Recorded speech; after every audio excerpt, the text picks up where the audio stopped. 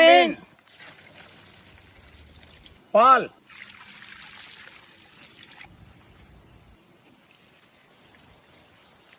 உப்பு,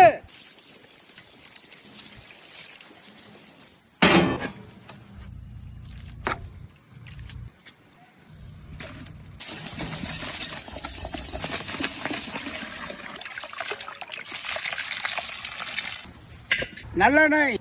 வெந்தயம், சோம்பு, பெரிய வெங்காயம், சின்ன வெங்காயம்,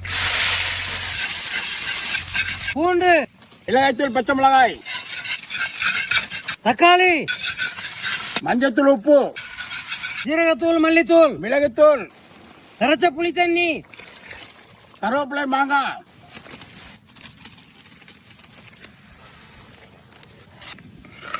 அரைச்ச தேங்காய், மல்லித்தலை,